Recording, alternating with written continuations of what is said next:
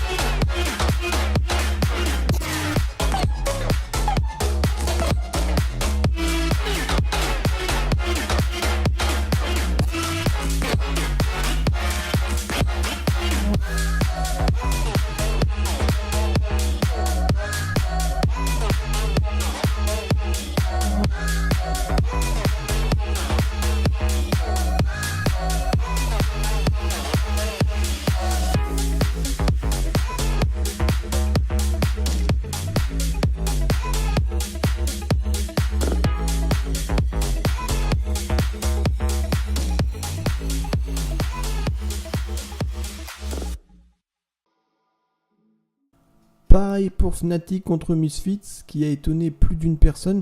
Je vous laisse regarder ce fameux BO qui a fait couler beaucoup d'encre.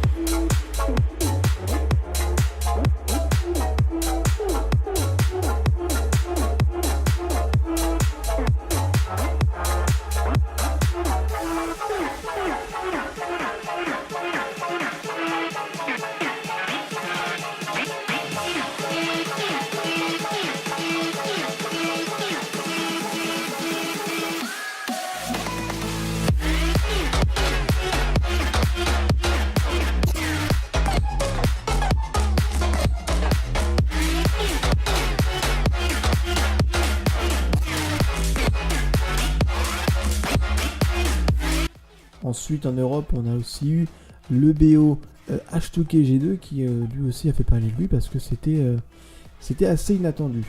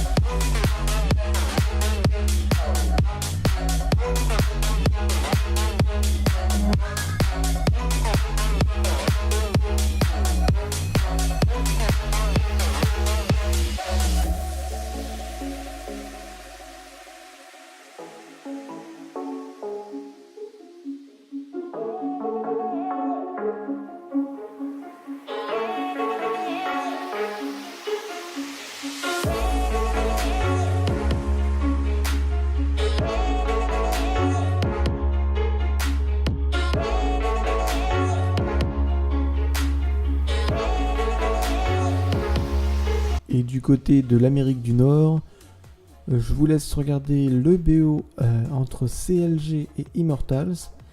C'est un score qui a étonné, mais connaissant la constance des joueurs d'Immortals, c'est totalement logique. Je vous laisse checker ça tout de suite.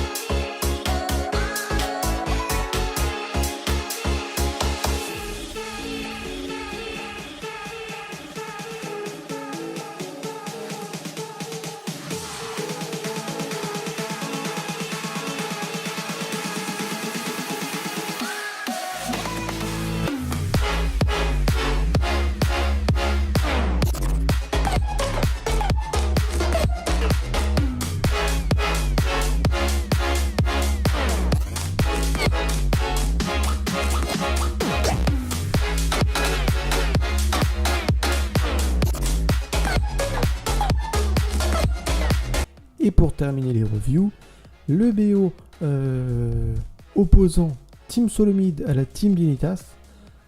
Tout de suite, pareil, on est sur un score des plus normales, avec des TSM au top niveau. C'est basique.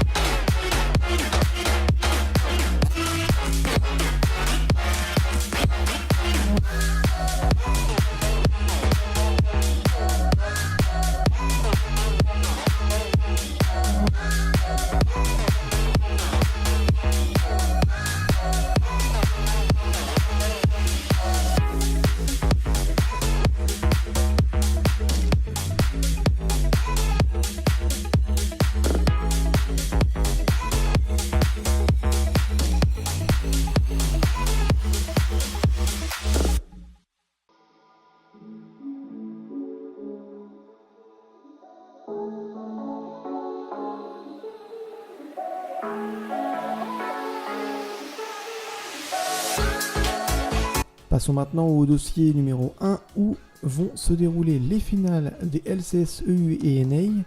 Pour ce qui est de l'Europe, le rendez-vous c'est à Paris, dans la capitale française, à l'Accor Hotel Arena, donc une contenance de 15 000 places. Donc on va voir beaucoup de monde à Paris ce week-end pour cette finale. Tandis que pour l'Amérique du Nord, ce sera au TD Garden à Boston, dans le Massachusetts, si je me trompe pas. Donc voilà, on est vraiment sur deux très grandes superficies qui peuvent accueillir énormément de monde. Les finales vont être très belles à regarder. J'espère que vous allez vous amuser et dites-moi dans les commentaires si vous vous êtes rendu, vous allez vous rendre soit à l'Accor Hotel Arena ou si vous êtes un petit peu fou au TD Garden à Boston. Voilà, n'hésitez pas à partager avec nous ce que vous allez faire pour ces finales LCSEU et NA. Et passons maintenant aux équipes qualifiées pour les Worlds de 2017. Dans le Playing Stage, on a les Young Generation qui viennent tout droit de la GPL. On a les Hong Kong Attitude qui viennent de la LMS, le 3e seed. On a les winners du CLS, les Chaos Latin Gamers. On a les Rampage qui nous viennent tout droit de la LGL, les gagnants. On a les gagnants de la Turkish League, les Fenerbahce, et on a les gagnants de la LLN, les Lion Gaming. Donc pour l'instant tout le monde n'est pas tiré au sort dans ces playing stage, mais ensuite se jouera un premier mini tournoi qui ensuite fera amener des petites équipes comme celle-ci au World contre des équipes comme, du coup, passons aux grosses équipes qui sont qualifiées déjà. Donc on a Longzhou et SKT1 pour la Corée, on a Misfits et J2 pour l'Europe, on a Flash Wolves et HQ pour la Taïwan, on a les Royal Never Give Up et les EDG pour la Chine, on a Immortals et TSM pour l'Amérique du Nord, et une équipe qui a fait parler d'elle pendant CMSI 2017, on a les Gigabytes Marines qui viennent tout droit du Vietnam. Donc voilà pour les équipes qualifiées à ces Worlds pour le moment. Et maintenant on va parler tout de suite des BO de la semaine pro. On a la petite finale qui va se jouer du coup Fnatic contre H2K. Personnellement je parierais sur une victoire de Fnatic, je dirais un 3-1. On a des H2K qui se sont montrés vachement faibles sur leur BO contre G2. Très décevant. Certains attendaient cette petite finale comme la grande finale. Donc on verra bien comment ça va se passer. Pour ce qui est de la grande finale, en tout cas, on aura Misfits contre G2. Et là, c'est un peu embêtant parce que on a G2 d'un côté qui est l'empereur de l'Europe. Et de l'autre, on a une équipe comme Misfits qui est un petit peu outsider. Personnellement, entre le lapin et le samouraï, je suis plus du côté de l'animal. J'aurais envie de voir les Misfits gagner. Et ça va me paraître compliqué parce qu'on a quand même des G2 super forts sur les BO5. On a eu une démonstration folle de Perkz en mid lane. Donc est-ce que Perkz est au-dessus de Power of Evil? Je pense. Après en bot lane, on a Sven Mitty qui sont super solides contre Ignar et Hans. Sachant que Hans va jouer à domicile, je sais pas s'il va y avoir de la pression ou quoi, ou que qui, quoi dans où. Donc je sais pas, j'ai envie que les Misfits gagnent d'un côté pour que le règne des G2 s'arrête. Parce que bon, tout règne a une fin au bout d'un moment. Mais ça va me paraître compliqué. Pour ce qui sont des BO en NA, on aura en petite finale CLG contre Dignitas. Donc là c'est pareil, je pense que CLG va gagner 3-1, 3-2 peut-être contre les Dignitas. Voilà, on a des CLG qui sont super solides. On a pour moi le meilleur barde du monde, Afromou. Donc bon, voilà, 3-1 j'espère, 3-2 je pense. Ensuite on aura les Immortals contre les TSM. Et là c'est compliqué à dire parce qu'on a quand même deux équipes vachement fortes en NA. Enfin je veux dire au même niveau quoi. Et je pense que ça serait bien que les TSM gagnent. Il me semble que c'est eux qui ont remporté l'ancien split. Donc, ce serait une bonne nouvelle, voilà. Après, ça va me faire ni chaud ni froid si l'un ou l'autre gagne, pour tout vous avouer. Mais je pense que ça va être assez serré. Je parie sur un 3-2 d'un ou de l'autre côté. Du coup, on en a fini avec l'émission des LCS /LCK /World. Et on va passer tout de suite maintenant à la scène FR avec le retour des Underdogs Summer par OGaming TV. Et on a eu du coup, pour cette première journée, la team Inotio, donc je crois que c'est la nouvelle team de Nuit Blanche, contre LDLC, donc c'est LDLC qui a gagné son BO1. Ensuite, on a eu Eclipsia contre Gamers Origin. Un Eclipsia vraiment beaucoup modifié, on n'avait pas Kataré en top lane, il était remplacé par Flaxish. En mid lane, c'était pas Melon, c'était Tio. En support, c'était pas Kailan, c'était Clay, je sais pas trop comment on dit. Donc voilà, c'est des grosses personnalités, mais pas entraînées ensemble en fait. Donc c'est compliqué. Après, on a Gamers Origin qui sont surentraînés. On avait un Tonnerre un peu fougueux, mais on avait un Bloorzor et un j'ai oublié son nom là, d'Ikari. Et un Toaster vachement solide. Donc 1-0 pour les Gamers Origin. Ensuite, on avait Millennium, la nouvelle line-up Millennium, composée de Darlik, Nero, Scarlet, je sais plus qui, et je suis Cass. Donc voilà, on a une line-up plutôt solide contre les World Legends, et c'était une victoire du Shogat de Darlik en top lane pour Millennium, assez solide pour le coup. Donc 1-0 Millennium, tout simplement. Les ex-Gros Bill contre la Rogue Army. Les Gros Bill ont dominé toute la game, mais je crois que c'est à partir de 10 ou 15 minutes avant la fin de la game. Erreur sur erreur, on a la Rogue Army qui a totalement comeback, plus de 10k gold de retard, et qui ont remporté cette game. Donc voilà, je pense que c'est une belle performance pour ce joueur de la Asus Rogue Army. Et donc voilà pour cette première journée d'Underdogs. On a LDLC 1 point, Gamers Origin 1 point, Millennium 1 point et la Rogue Army 1 point pour le moment. Sur ce, cette émission est terminée. J'espère qu'elle vous aura plu. Elle a été totalement préparée par mes soins. J'espère que ça vous a plu. Je vous dis à très bientôt pour de nouvelles émissions. C'était Kijod et je vous dis à très bientôt.